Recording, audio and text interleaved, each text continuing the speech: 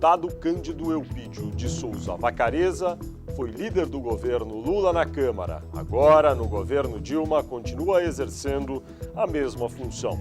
Vacarezza nasceu em Senhor do Bonfim, na Bahia. Tem 55 anos.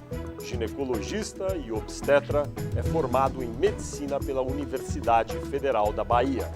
Vacarezza construiu sua carreira política no PT de São Paulo. Foi 2 vezes deputado estadual e agora cumpre seu 2º mandato de deputado federal. Olá, internauta, bem-vindo ao Poder e Política Entrevista. Este programa é uma parceria do jornal Folha de São Paulo, da Folha.com e do UOL. E a gravação é realizada aqui no estúdio do Grupo Folha, em Brasília. E o entrevistado de hoje é o deputado Cândido Vacarezza, do PT de São Paulo, líder do governo na Câmara dos Deputados. Deputado Cândido Vacarezza, muito obrigado por sua presença aqui. E eu começo perguntando, o senhor votou para cassar ou para absolver Jaqueline Roriz? Primeiro, deixa eu dar um bom dia também para os internautas e um bom dia para você, Fernando. Fernando, essa pergunta, infelizmente, eu não posso te responder. Por que eu não posso te responder? O governo não teve nenhuma interferência no processo de votação. E a orientação clara do governo é que essa era uma questão partidária, de consciência dos deputados e que não cabe ao líder do governo ter uma interferência na discussão. Eu não participei de nenhuma discussão, de nenhuma conversa, apenas cumpri o meu dever cívico como deputado de acordo com a minha consciência, fui ao plenário, votei e saí. Por que o senhor não pode declarar o seu voto? Porque eu sou líder do governo.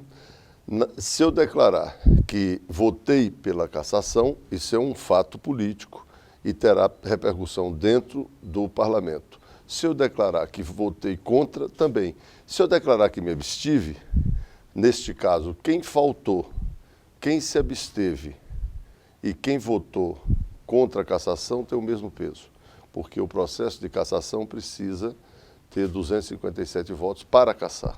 Foi uma decisão sábia da Câmara dos Deputados e foi boa para a imagem da Câmara essa decisão? E você está querendo... Eu quero... Desculpa, eu dei risada, dando risada da sua pergunta, porque o caso não é para rir, mas, como eu disse, dei risada da sua pergunta. Essa é uma pergunta que eu não posso responder, é um tema que nós vamos... eu estou impedido de falar sobre o tema. O senhor é a favor dessa PEC que está há anos, já foi votada até em primeiro turno e aprovada, para acabar com o voto secreto na Câmara? Não sou a favor, porque se você observar pela história, os únicos lugares que não tinha voto secreto eram os lugares de ditadura. Hoje, se você imaginar, Cuba não tem voto secreto. A Rússia, na época do Stalin, não tinha voto secreto. Aqui, no período da ditadura militar, não tinha voto secreto. E em todas as democracias tem voto secreto. A dos Estados Unidos, lá tem inclusive sessão secreta, que não só o voto é secreto, mas como o debate é secreto. Você imagine que democracia terá, ou que liberdade de consciência terá um deputado que vai votar um veto presidencial ou um senador de forma aberta. Ou você pode até discordar da posição dos deputados que votaram pela cassação ou dos deputados que votaram pela absolvição, desse caso concreto da Jaqueline Roriz. Se o voto fosse aberto, a pressão externa não significaria a consciência do deputado. Como resolver, então, o problema do espírito de corpo que existe no Congresso toda vez que é necessário julgar um deputado ou um senador? Eu acho que não deveria ser competência dos pares caçar os pares. Quem deve caçar os deputados ou decidir sobre uma cassação é o Supremo Tribunal Federal. Quem deve caçar, eventualmente, um ministro do Supremo seria quem? Aí o parlamento. Isso não provocaria uma crise quase que imediata entre os poderes quando houvesse um episódio desses? Não, porque o ministro do Supremo é escolhido a partir de uma lista tríplice pelo Poder Executivo e não tem choque de poderes. O salário dos ministros do Supremo, quem decide é a Câmara. e o Senado, é o parlamento, e não tem choque de poderes. Tem algumas coisas que não pode ficar naquele poder. O senhor disse agora há pouco, numa de suas respostas, que abrir o voto provocaria uma pressão externa muito grande, que prevaleceria a pressão externa e não o voto de consciência do deputado. Mas a pressão externa não é legítima? É legítima, é salutar, é boa, mas não para tudo e não sempre. Tem decisões não é porque haja uma comoção social num certo sentido que isso deve ser seguido. Qual é a norma geral? Nós vivemos numa democracia representativa. Nós temos uma sociedade de massa de 200 milhões de pessoas e desde a Grécia você tinha, que era uma democracia direta, você tinha uma diferença entre os representados e os representantes, porque nem todos falavam no plenário, muitos aplaudiam, então já tinha uma diferença. Numa democracia, num país que você tem 200 milhões de pessoas, as regras gerais, elas são definidas e muitas vezes elas demoram de serem, elas são definidas e vale por um período. Então, você vai ter pessoas que vão representar aqueles segmentos. E não necessariamente você abrir, os representantes de todos terão iguais direitos de pressionar. A imagem da Câmara certamente sai arranhada desse episódio. Sai. Como consertar isso? Eu acho que o problema da imagem da Câmara não é esse episódio, é uma conjunção de fatores. Mas esse ajudou. Esse ajuda, mas esse está dentro tem uma conjunção de fatores. Se a gente quiser ser simplório, a gente diz, não, é porque tem picaretagem, não é só isso. Teve de uns e que a população é entendida por diversos problemas, que é o conjunto, que é um erro, e tem também formas que nós não sabemos comunicar. Esse ano, a Câmara trabalhou bem, decidiu coisas importantíssimas pelo país, e muitas delas o povo não ficou nem sabendo, ou se ficou sabendo parcialmente. Todas as principais medidas que o Poder Executivo tomou passaram pela Câmara e pelo Senado. Nós aprimoramos, modificamos lá na Câmara e no Senado todas essas. Se você pegar o Minha Casa Minha Vida, mas nós não estamos sabendo nos comunicar ou ainda, com a nossa jovem democracia, os meios de comunicação não sabem nos entender. Articulação política. Qual é a sua avaliação sobre a condução da articulação política feita pelo Palácio do Planalto? Eu acho que nós cometemos erros. Quais? Eu vou te explicar, mas no fundamental nós estamos bem. Por exemplo, a condução da discussão do Código Florestal. O governo foi extremamente vitorioso e as teses que nós defendemos foram vitoriosas. O projeto original é muito diferente do projeto final que nós chegamos. Nós garantimos a defesa do meio ambiente, garantimos que não ia ter anistia para desmatadores, garantimos um processo equilibrado no Código Florestal e o deputado Aldo teve um trabalho muito positivo. Numa votação que não era nem terminativa, porque ainda iria para o Senado e voltar, e o governo avançando numa coordenação, eu fui uma das figuras principais para quebrar essa imagem positiva de articulação do governo, infelizmente, e já fiz essa autocrítica, inclusive no parlamento, porque hipervalorizamos aquela votação e criamos uma dificuldade grande, muito grande. Esse é um exemplo bom que a gente tem que aprender e não vamos repetir esses erros na discussão da emenda 29. A condução da articulação política melhorou com a troca do ministro Luiz Sérgio pela ministra agora Idely Salvati? Durante a articulação que o ministro Luiz Sérgio fazia, o governo, além de não ter tido derrotas, nós tivemos grandes vitórias e essas vitórias continuaram. Eu acho errado nós atribuirmos o sucesso da articulação política a um ministro ou o insucesso da articulação a um ministro. Tem um conjunto e que a principal figura deste conjunto não foi trocada, vai aprendendo. que é a presidente da República. A articulação política vem melhorando na medida que nós vamos ganhando experiência. E a própria presidenta, no exercício do poder, que foi uma novidade, vai ganhando experiência. Que tipo de aprendizado o senhor acha que já foi absorvido pela presidente da República nesse período, na política? A importância dos partidos, a importância do parlamento, a importância da discussão política e de, algumas vezes, ela mesma, como presidente, falar olhando no olho de um deputado, olhando no olho de um senador. Por que ela passou tantos meses sem receber com regularidade os deputados, os senadores, enfim, dirigentes partidários? Mesmo o governo sendo um governo de continuidade, ela deveria ter uma carga grande para ajustar e mesmo, você sabe, tudo quando você começa tem problemas. Eu fico imaginando se eu estivesse no lugar dela, ou se você estivesse no lugar dela. Em geral, a gente não se coloca no lugar daquela pessoa que está conduzindo. Ela não era presidenta. Ela assume e assumiu com agravamento da turbulência internacional. Risco de inflação no mundo com repercussão para o Brasil, uma política dos Estados Unidos de investir dólar de forma desbragada no mundo inteiro, o mundo de recessão sobrando mercadorias, isso tudo deve ter abalado ou deve ter tomado o tempo dela para cuidar de exercer a sua função e proteger o país face à crise internacional. Ao mesmo tempo, você sabe que ela teve uma doença e teve que ficar 15 ou 20 dias quase que recolhida, trabalhando muito pouco. É verdade essa percepção que todos têm, que a presidente tem realmente mais dificuldade ou que nutre menos prazer nesse contato com os políticos no dia a dia do que o ex-presidente Lula? É uma ingenuidade dizer que a presidente Dilma não gosta de política. Se não gostasse, não seria presidente da República. E também é uma ingenuidade achar que ela não teria o traquejo para exercer a sua função.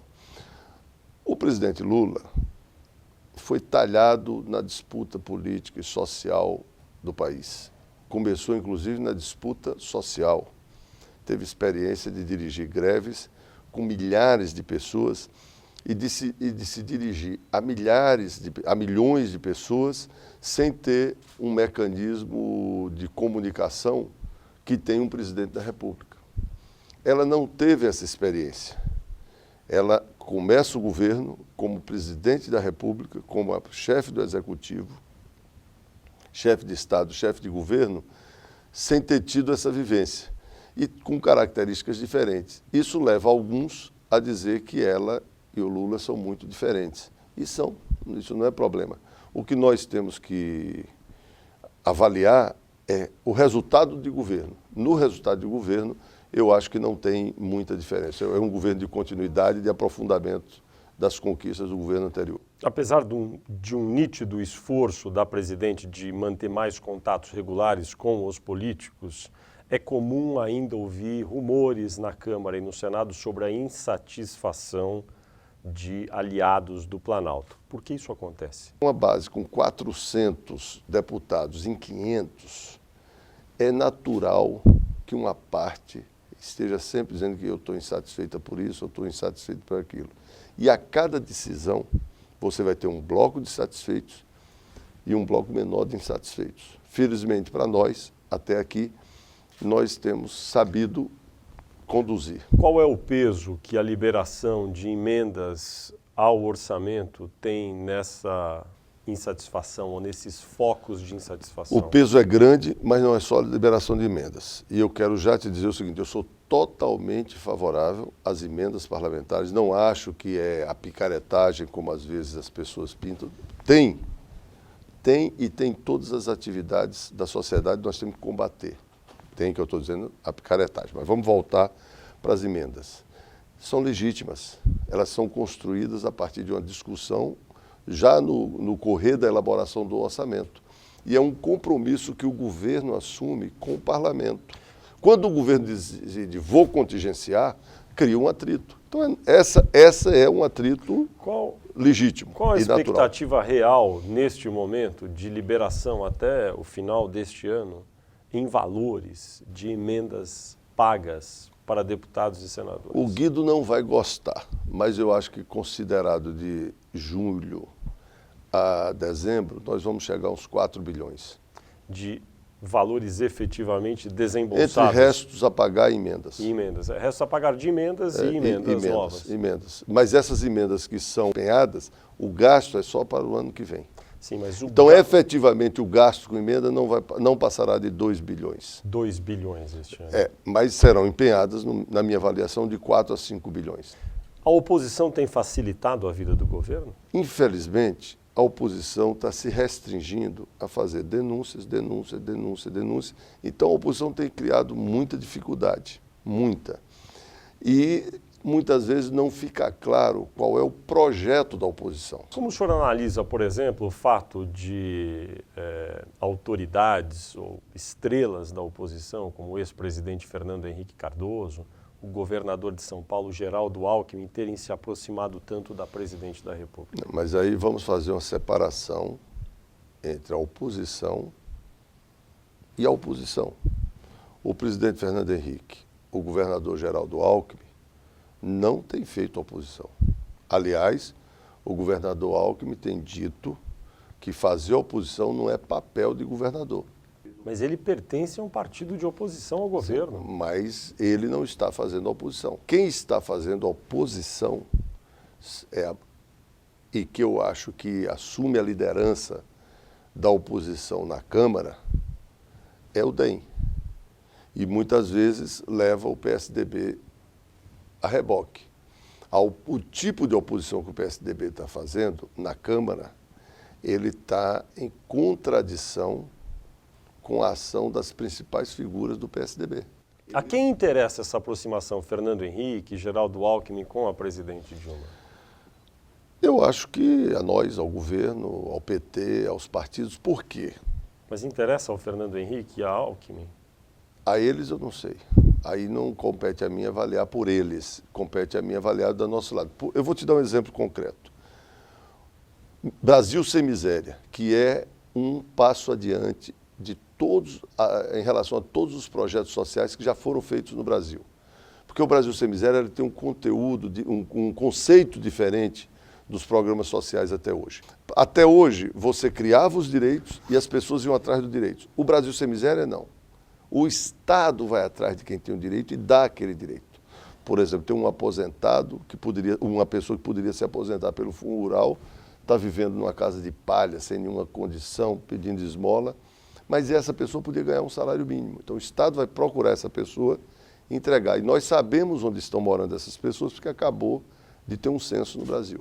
Assim que a presidenta Dilma lançou, o ex-governador Serra fez um artigo desqualificando o Brasil Sem Miséria, publicado na grande imprensa, meio que orientando a oposição a se chocar de frente.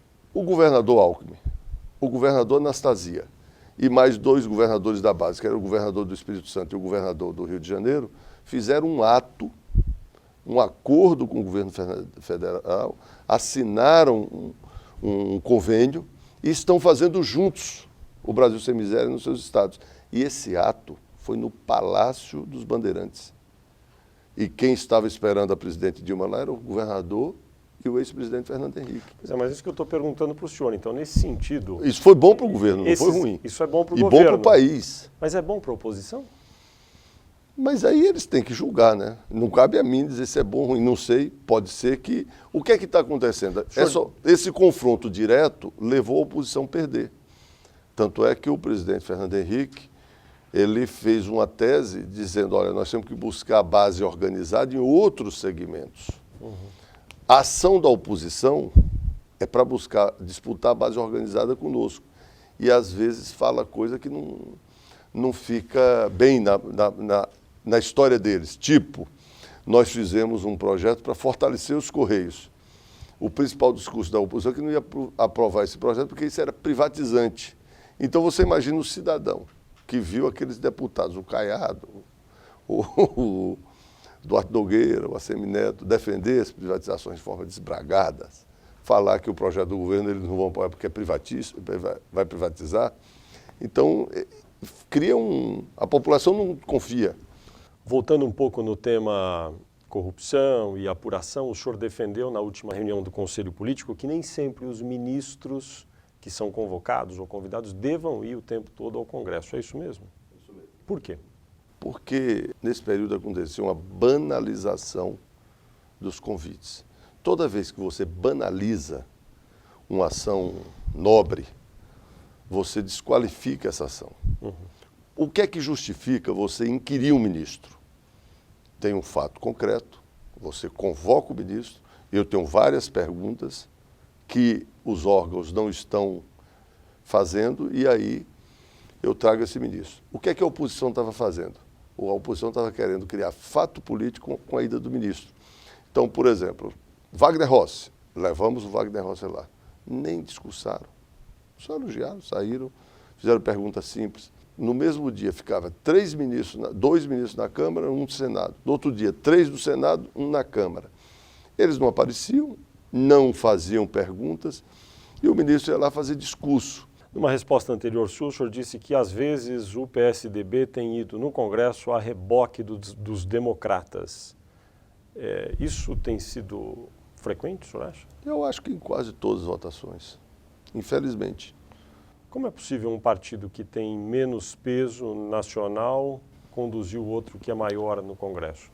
Existe uma contradição na oposição que nós já detectamos aqui. Tem vários projetos do governo federal que, pela ideologia, pela linha geral, o PSDB poderia acompanhar.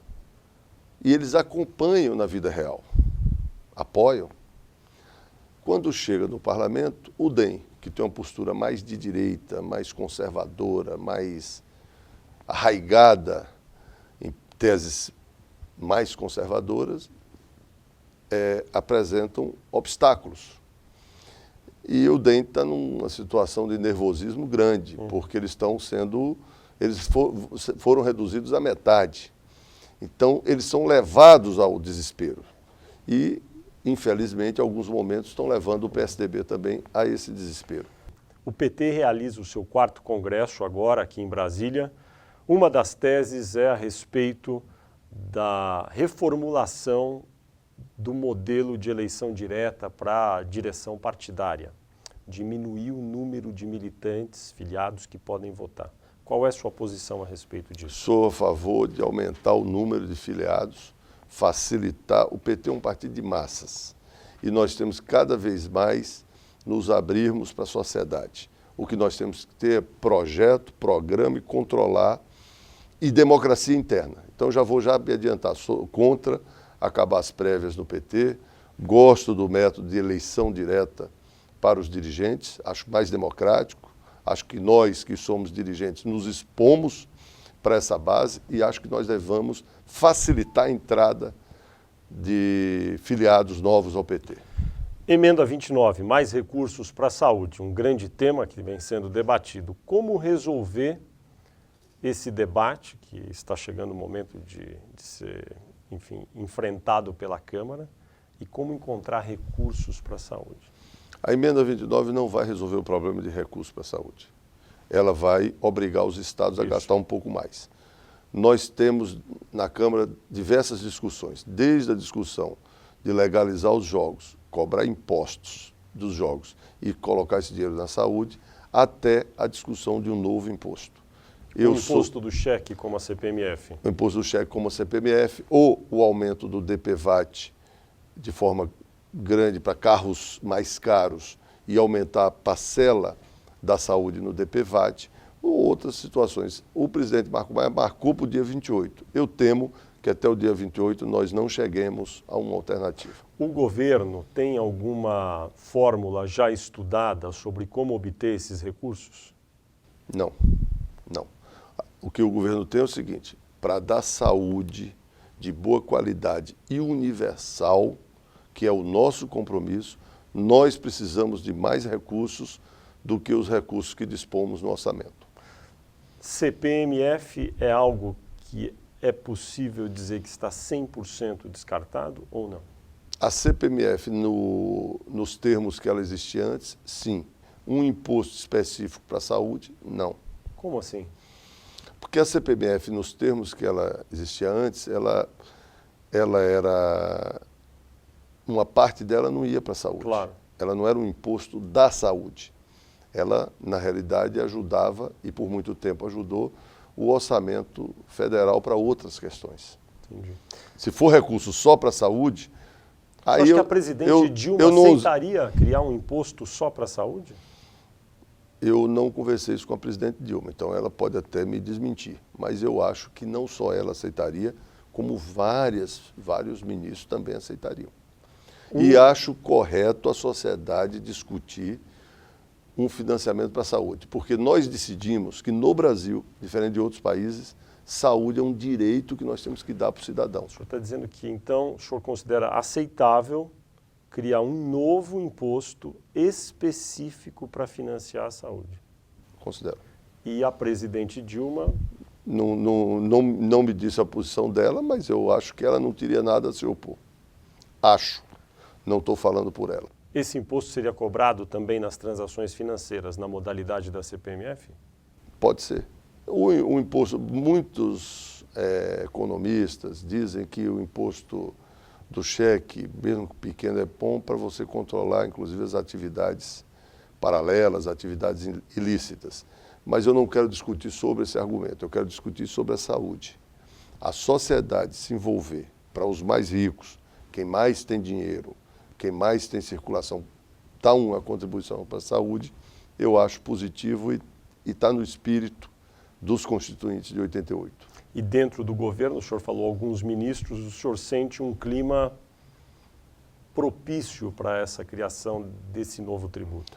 Eu sinto e acho que a maior dificuldade que nós temos hoje, infelizmente, é a discussão no parlamento. Não vejo clima no parlamento para criarmos um imposto. E como resolver, então? Nós vamos... A democracia é isso. Às vezes você ganha, às vezes você perde. Mas o fundamental vai ser o convencimento. Eu quero convencer os meus pares até o dia 28 que nós não podemos criar um gasto sem dizer de onde vem o dinheiro. Por mais legítimo que seja o pensamento de se criar esse gasto. Mas como há a intenção de criar o gasto, logo vai ter que se encontrar uma forma de criar o recurso. Exatamente. Agora, como há a intenção de criar o gasto, ao aprovar esse gasto, os deputados vão ficar com uma contradição. Se você aprova um determinado gasto e não diz de onde tem o dinheiro, não terá o dinheiro para efetivar esse gasto. Nós queremos envolver os governos estaduais para resolver o problema da emenda 29. Porque a emenda 29 não resolve o problema da saúde nem do dinheiro da saúde. Nós temos que ir mais adiante. A emenda 29 vai criar dificuldade para os estados. Se você imaginar Claro. Todos, de São Paulo ao Acre. E o senhor citou aumentar talvez uma parcela do DPVAT, legalizar jogo e criar imposto sobre o jogo, evidentemente, fazer um imposto novo nos moldes da CPMF, há alguma outra modalidade em discussão? Nós ainda não... Se você tiver uma sugestão, eu estou aberto, porque eu quero até o dia 28 apresentar uma proposta adequada para o parlamento. O senhor particularmente simpatiza com algumas dessas aqui que eu falei? Particular? Eu aceito todas as três, simpatizo com todas. Acho que é uma conjunção dessa. Eu não tenho medo de defender a CSS ou um imposto específico para a saúde. No caso do piso salarial para policiais, bombeiros, etc., isso é outra coisa. Isso daí, o senhor acha que não há clima para se votar agora? Não há clima, a chamada PEC 300? Não há clima para votar e a PEC 300 tem um problema original, que é o seguinte: os policiais são importantes para a segurança, são pessoas fundamentais, mas são funcionários públicos estaduais. O governo federal só pode entrar subsidiariamente numa decisão estadual. Como é que a Câmara dos Deputados decide que o salário que vai ser pago no Acre... Ou seja, a PEC 300 não deve ser votada? Eu estou trabalhando para isso. O ex-presidente Lula deve ser candidato em 2014 a presidente da República? Eu acho cedo para discutir a reeleição da presidente Dilma. Como eu já falei, reeleição, eu acho que ela é a candidata à reeleição. Que papel terá Lula nesse processo? O Lula é uma figura do país, talvez, que tenha a maior base pessoal e social. todos os ex-presidentes, de acordo com o seu peso, têm direito e é salutar que participe da democracia. Então eu sou entusiasta da entrada do Lula nas disputas políticas, como todos os ex-presidentes sempre participaram. O Sarney é senador, o Collor é senador, o Itamar participava e o Fernando Henrique é uma figura ativa, dá opinião sobre tudo, como o Lula, também deve dar opinião sobre tudo. O senhor é do PT de São Paulo, quem deve ser o candidato do partido na capital de São Paulo? Eu quero fazer um acordo, tem bons nomes, sou contra esse processo de desqualificação da Marta, que infelizmente está acontecendo. A Marta foi prefeita, foi excelente prefeita, fez um governo amplo e acho que ela é uma das candidatas que podem contribuir para a gente sair vitorioso dessas eleições. Vou te dizer mais uma coisa, vou ouvir bastante o presidente Lula. Eu não quero e não acho correto nós decidirmos uma posição de disputa eleitoral na principal capital do país sem uma participação do presidente Lula, do ex-presidente Lula nessa decisão. O presidente Lula diz que prefere o ministro da Educação, Fernando Haddad. Eu conversei com ele longamente, mais de 3 horas. E o que ele disse? Isso? Ele disse isso, mas também não me pediu para não me pediu para eu apoiar o Haddad. O senhor acha que prévia seria uma solução boa para o partido em São Paulo? Se não tiver acordo, a alternativa para resolver o candidato é a prévia. Então, a prévia é sempre o último recurso. O Palácio do Planalto não deveria ter alguém a esta altura, em nome da coalizão governamental, para estudar a situação nas principais cidades do país, como estará a aliança? Olha, a conduta da presidente Dilma, que é uma conduta correta,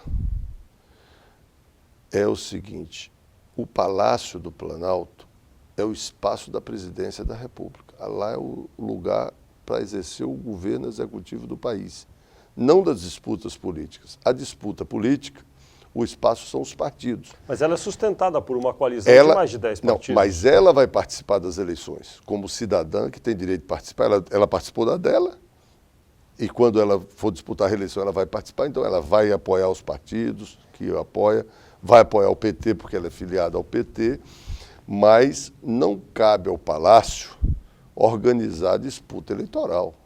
O Rui Falcão, que é presidente do PT, o presidente do PMDB, o Raup e os presidentes dos demais partidos têm que procurar um acordo nacional.